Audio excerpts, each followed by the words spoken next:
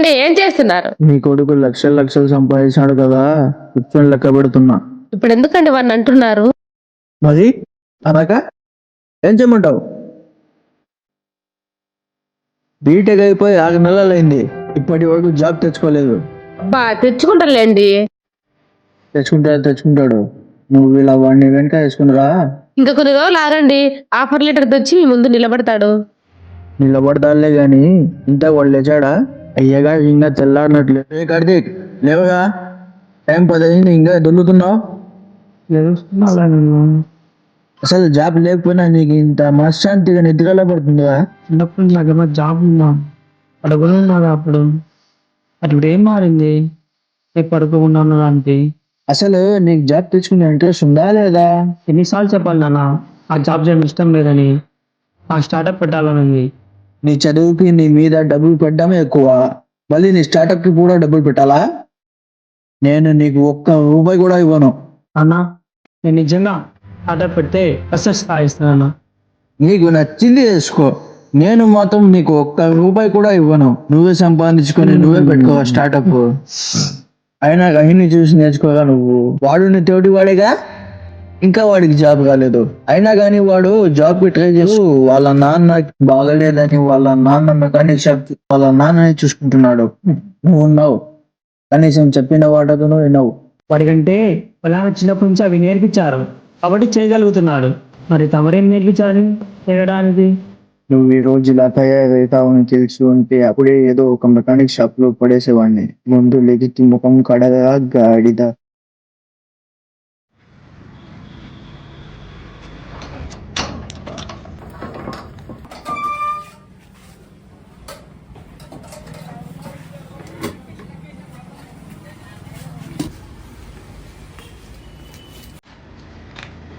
Bye, ఎలా ఉంది ఆరోగ్యం? బాగుంది సార్. ట్రీట్మెంట్ కరెక్ట్గా తీసుకున్నానో టైం టు టైం? ఎలా జరుగుతున్నాయి పనులు, గ్యారేజ్ పనులు? జరుగుతున్నాయి సార్. పనులు చేయించుకుంటాడు, డబ్బులు సరిగ్గా ఇవ్వడం లేదు. ఇలా రావాల్సిన డబ్బులు చాలా ఉంది, దానికి తోడు నా ఆరోగ్య భారం అంతా నా కొడుకు మీదే పడుతుంది. నా బెంగ అంతా వాడి మీదే. వాడు కూడా అంత చదువులు చదివి నాలాగే గ్యారేజ్ లో పనిచేస్తున్నాడు. వాడి ప్రయత్నాలేవో వాడు చేస్తున్నాడు సార్, కానీ ఎక్కడో మిస్ అవుతుంది. వాడి చదువుకు తగ్గ ఉద్యోగం చేస్తే చూడాలని ఆశగా ఉంది సార్. నువ్వేం దిగులు పడకలే బాయ్, రహీం గురించి నాకు బాగా తెలుసు. ఏదో ఒకటి సాధిస్తాడు. నువ్వు జాగ్రత్తగా ఉండు. నీ హెల్త్ జాగ్రత్త. నీ ఆరోగ్యం చాలా క్షీణిస్తుంది. నువ్వు ఫస్ట్ ట్రీట్మెంట్ కరెక్ట్గా తీసుకోవాల్సి వస్తుంది. దిగులు పెట్టుకోవద్దు. నీకు ట్రీట్మెంట్ రాసి ఇస్తున్నాను, ఖచ్చితంగా ఇవి చేయించు. వెళ్ళొస్తాను సార్.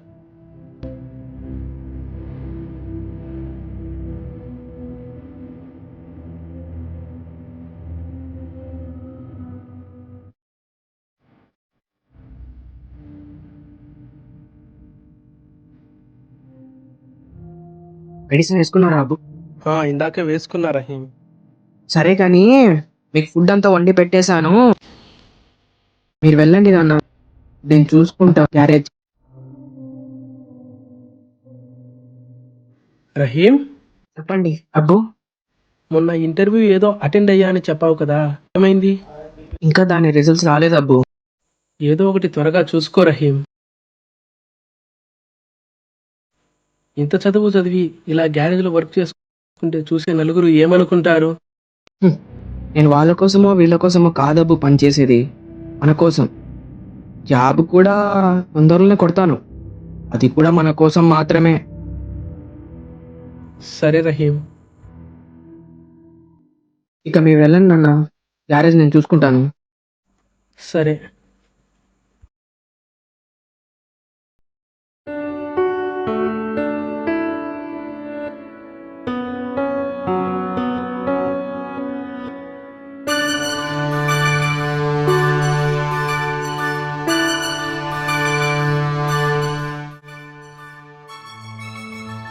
హలో రహీం, అంకుల్, ఎక్కడున్నా నాన్న? ఇక్కడే షాప్లో ఉన్నా అంకుల్.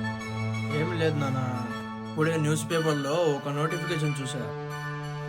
మా వాడు ఎలాగో నా మాట విన్నాడు కదా, కనీసం మీరిద్దరైనా నాకు వెళ్తారని ఇంటర్వ్యూకి. నేను తీసుకెళ్తాను అంకుల్. చెప్తాను అంకుల్. సరే నాన్న, ఉంటా మరి.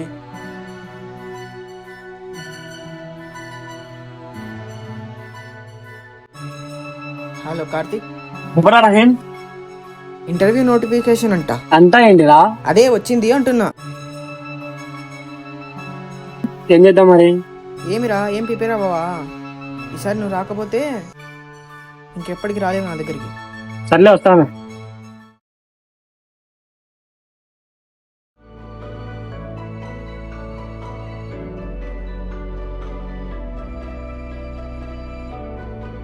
రహీం, చెప్పండి అబ్బు. ఏదైనా ఇంటర్వ్యూ ఉందా అవును. మీకు? కస్టమర్స్ డబ్బులు ఇవ్వాలన్నారు కదా, ఇచ్చారా? లేదబ్బు, వాళ్ళ ఇంట్లో పరిస్థితి బాగాలేదంట. నెక్స్ట్ వీక్ ఇస్తా అన్నారు. వస్తారు, పనులు చేపించుకుంటారు, తర్వాత ఇస్తాం, ఎల్లుండి ఇస్తాం అని వెళ్ళిపోతారు. నేను కూడా వెయిట్ చేస్తున్నాను అబ్బు వాళ్ళ కోసం, ఎందుకంటే నా దగ్గర కూడా డబ్బు లేదు. అవునబ్బు, మీరు దేనికోసం వచ్చారు? ఏమైనా కావాలా? నాకేం అక్కర్లేదు, నువ్వు బాగా ప్రిపేర్ అవ్వు. సరే అబ్బు. నాన్న, రహీం, ఈ రోజుల్లో మీరు చదివే చదువుల వల్ల మీకు ఎగ్జామ్స్లో మార్కులు పెరగవచ్చు, కానీ బేటా స్కిల్స్ పెరగవు. బయట చాలా జాబ్స్ ఉన్నాయి, కానీ మీకు స్కిల్స్ లేవు. ఎందుకంటే మీకు అన్నీ వచ్చు అనే ఊహలో బ్రతికేస్తున్నారు. నేర్చుకోవడం మానేశారు. ఈ రోజుల్లో స్పీడ్గా నేర్చుకోవడం చాలా అవసరం రహీం. ఈ సొసైటీ గెలిస్తేనే మన వాడంటుంది, ఓడిపోతే పరాయి వాడని అంటుంది.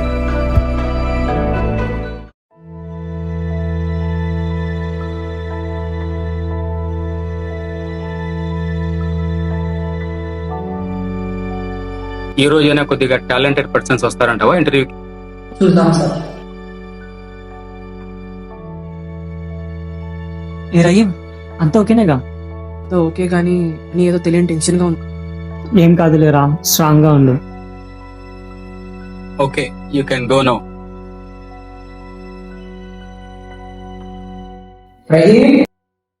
సార్ వస్తున్నా. May I come in sir? Coming. Please take your seat. Thank you sir. CV please. Sir.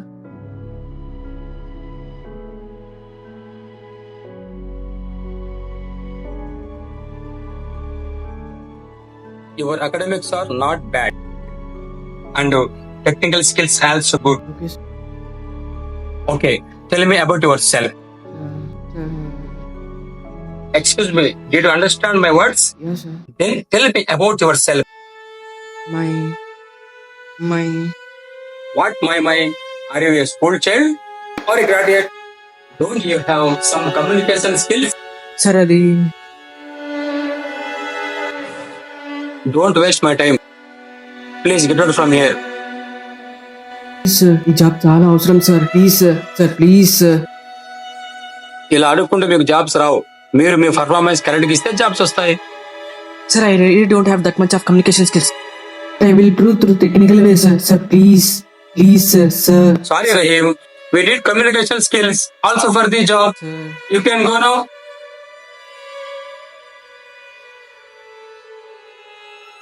Sir, కొంచెం పంపించేటప్పుడు ఎవరిని పంపిస్తున్నారో కొద్దిగా చూసుకొని పంపించండి. పనికిరాని స్క్రాప్ మొత్తాన్ని ఇంటర్వ్యూ చేసిన టైం లేదు నాకు.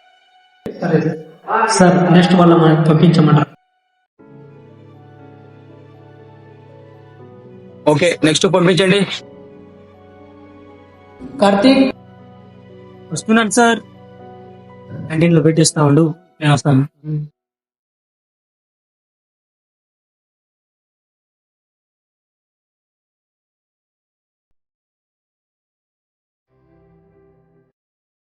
ఏమైందిరా అలా ఉన్నావు? ఏం లేదులేరా. అంతా ఓకేనే కదా? ఇంతకు లోపల ఏమన్నారు? జాబ్ వచ్చిందన్నారా? కావాలని కాకపోతే నీకు అక్కడ ఏం వినిపించలేదా ఏమి? ఏం మాట్లాడుతున్నావురా? అక్కడ ఉన్నవి సౌండ్ ప్రూఫ్ మిర్రర్స్. లోపల మాట్లాడేది బయటికి ఏమీ వినిపించదు. అయినా అక్కడ విని ఉంటే కావాలని దగ్గరకు వచ్చి నేను బాధ పెడతానా? సారీ రా, అక్కడ అలా అయ్యేసరికి ఏం చేస్తున్నానో నాకే తెలియక అర్థం కావట్లేదురా. సారీ రా కార్తీక్. అన్నిసార్లు చెప్పాలరా? అయినా లోపల అలా జరిగి ఉంటే నేను కూడా అలా రియాక్ట్ అయ్యేవాడిని. హెచ్ఆర్ ఏమన్నారంటే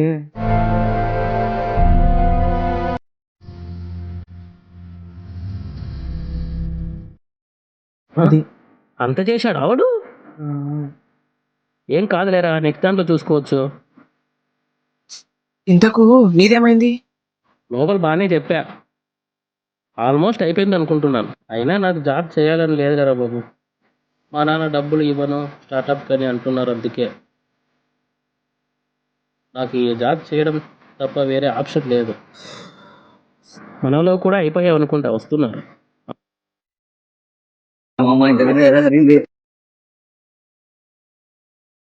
లేదురా, నీ తెలియదు. ఏరా సిద్ధు, సరిగ్గా ప్రిపేర్ అవ్వలేదా? అలా ఏం లేదురా, ప్రాపర్ గా ప్రిపేర్ అయ్యా. అక్కడికి వెళ్ళేసరికి ఏదో టెన్షన్ లో మర్చిపోయా.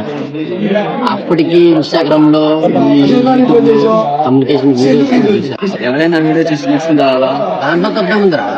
నిజంగానే టాలెంట్ ఉంటే ముందు జాబ్ చేసుకుంటారు. ఇలా వీడియో చేసుకోవడం అవసరం వాళ్ళకి. దాంట్లో తప్పేముందిరా, వాడు వీడియోస్ చేసుకుని ఒక 10 మందికి ఉపయోగపడుతున్నాడు. వాడి కష్టం మీద వాడు డబ్బులు సంపాదించుకుంటున్నాడు. ఆపండ్రా. అయినా ఏంట్రా ఆ యూట్యూబర్స్ తప్పంటారు? ఏం సాధించకపోయినా మన జూనియర్స్కి ఏదో ఉపయోగపడుతుంది, ఏదో రోడ్ మ్యాప్ ప్లాన్ చేస్తున్నారా. దాన్ని బ్లేమ్ చేయడం తప్పురా. ఆ మాటకు వస్తే మన ఫ్యాకల్టీ నానంటరా. ఒకప్పుడు ఫ్యాకల్టీ ఎలా ఉన్నవాళ్ళంటే ఏం రానను కూడా దగ్గర తీసుకొని ఒక మార్గంలో పెట్టేది. కానీ ఈరోజు ఫ్యాకల్టీ ఎలా ఉన్నారో తెలుసా? చదవడు ఎలా అని చదువుతాడు, చదవనడు పోతాడు, మన శాలరీ మనకు వస్తుంది, అది చాలు అని థాట్ లో ఉన్నారా. అయినా ప్రతిదీ డిజిటల్ అయినప్పుడు ఇంకా మనం పేపర్ల మీద రికార్డులు రాస్తూనే ఉన్నాం తప్ప ప్రాక్టికల్ ఏం నేర్చుకోవట్లేదు. ప్రతి డిజిటల్ అయిపోయిందిరా బయట.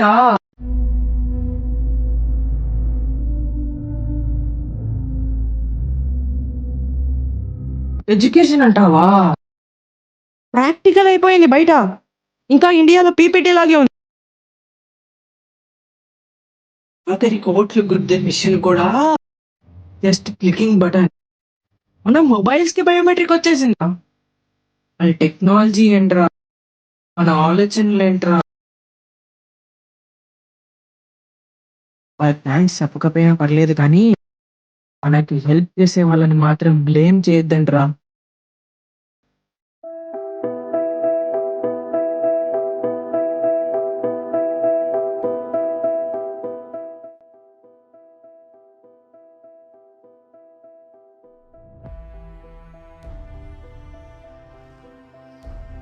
అబ్బు అబ్బు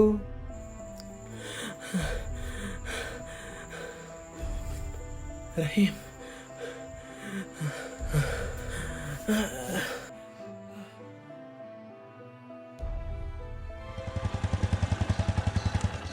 బైక్ పార్క్ చేసి లోపలికి రా. పదా అబ్బు అబ్బు అబ్బు కార్తిక్.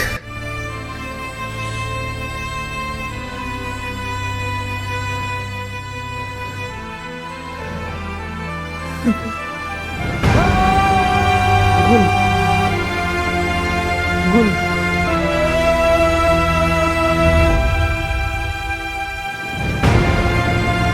అబ్బు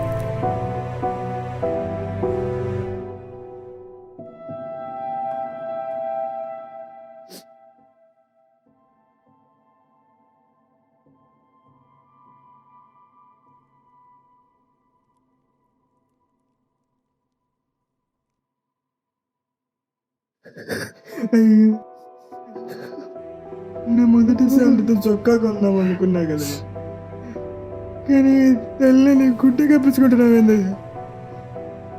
పుట్టగానే ఆమె వెళ్ళిపోయింది, కానీ ఇప్పుడు నువ్వు వెళ్ళిపోతున్నా.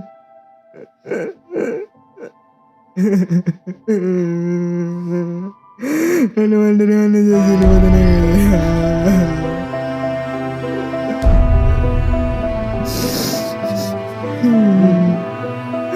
నన్ను ఒంటరివాడిని చేసి వెళ్ళిపోతున్నా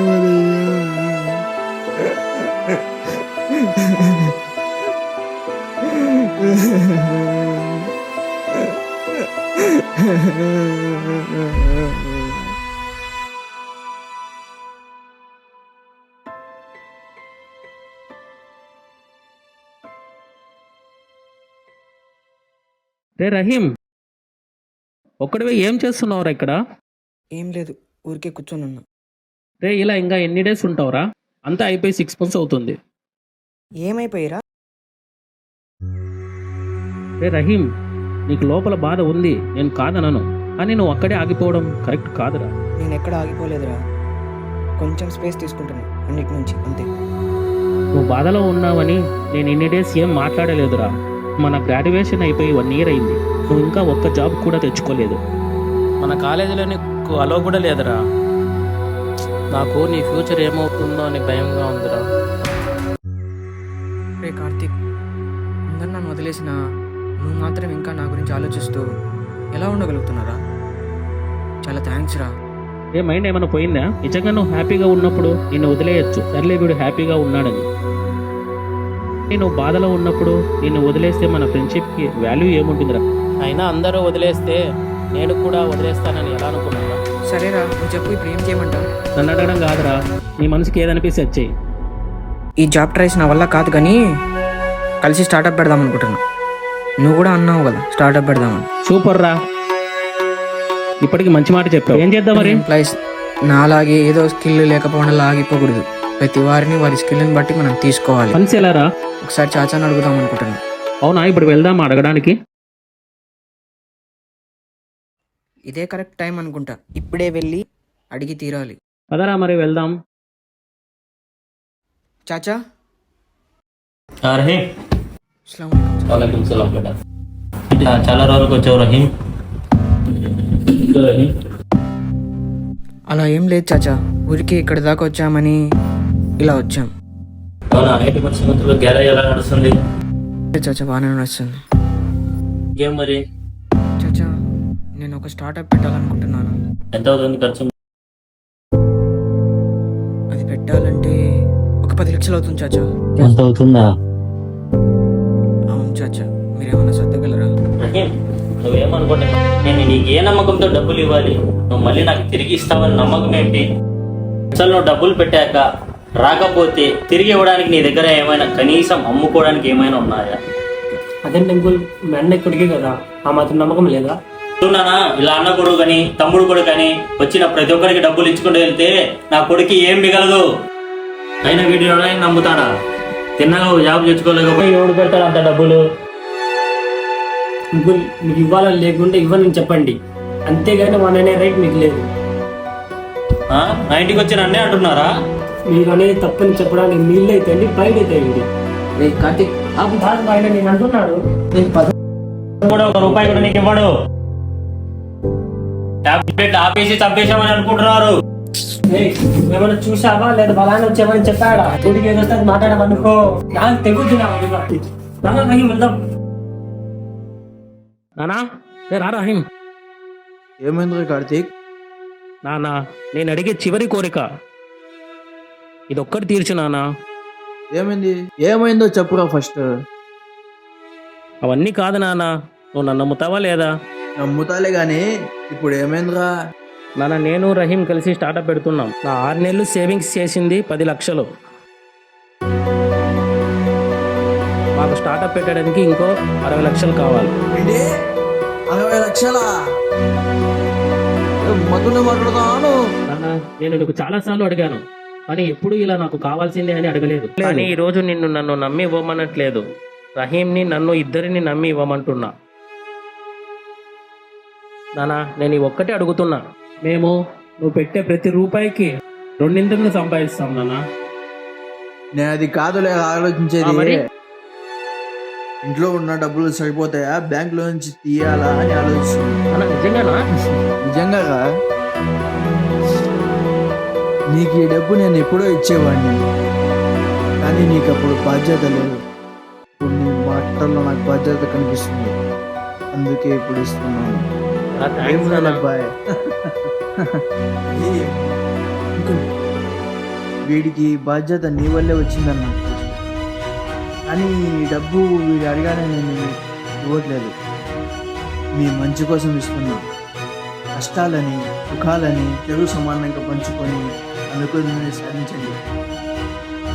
చాలా థ్యాంక్స్ అంకుల్. మళ్ళీ వాడివి నాకు నువ్వైతే ఒకటి, వాడైతే ఒకటా? ఇద్దరు ఒకటే కదా. అనుకునేది సాధించి విజయంతో తిరగండి.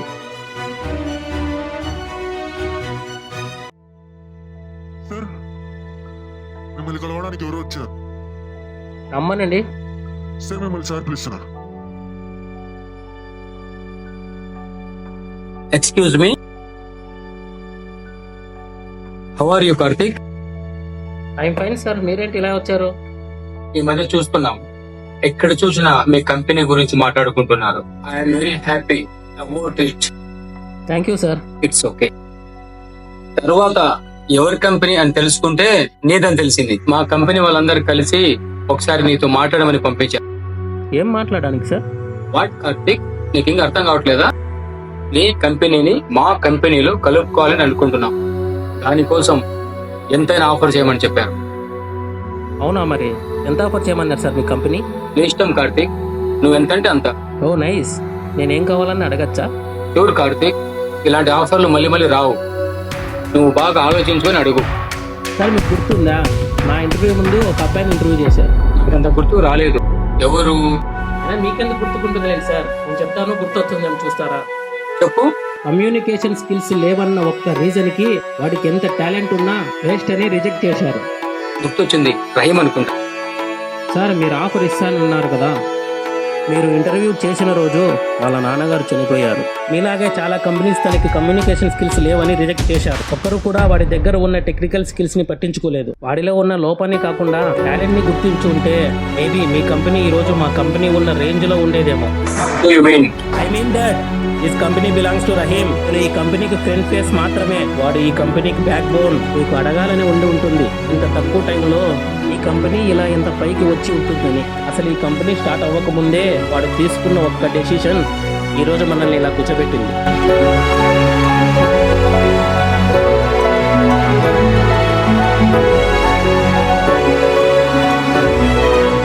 ఓ మర్చిపోయా, మీరు ఆఫర్ అడగమన్నారు కదా. రహీం వాళ్ళ ఫాదర్ ని బ్రతికించి తీసుకురండి. నెక్స్ట్ మినిట్ ఈ కంపెనీ రాసిస్తా. ఏంటి సార్, మీ కంపెనీ ఎఫెక్ట్ చేయలేదా? సారీ కార్తిక్.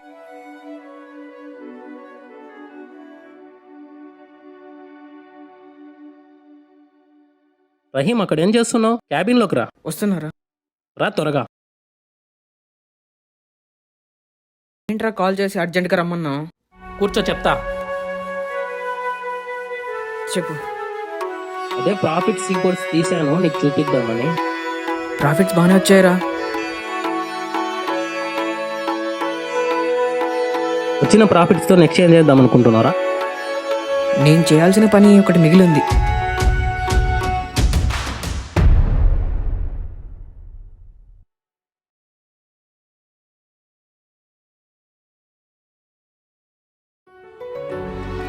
అబ్బో ఎప్పటి నుంచో అనుకుంటున్నాను, వచ్చిన ఫస్ట్ ప్రాఫిట్తో చొక్కా కొందామని. తీసుకొచ్చాను అబ్బు.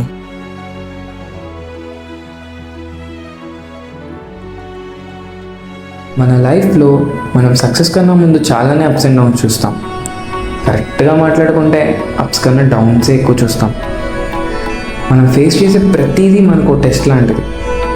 ఎప్పుడైతే మనం ఆ టెస్ట్ అన్ని దాటుతామో మనల్ని వెతుక్కుంటూ మన కోసం ఉన్న ఆపర్చునిటీ అనేది వస్తుంది. ఆ రోజు ఎవరికి నచ్చినా నచ్చకపోయినా అందరూ మన గెలుపు గురించే మాట్లాడుకుంటారు. Be strong. సైనింగ్ ఆఫ్ ఓటమి చూపిన మార్గం టీం.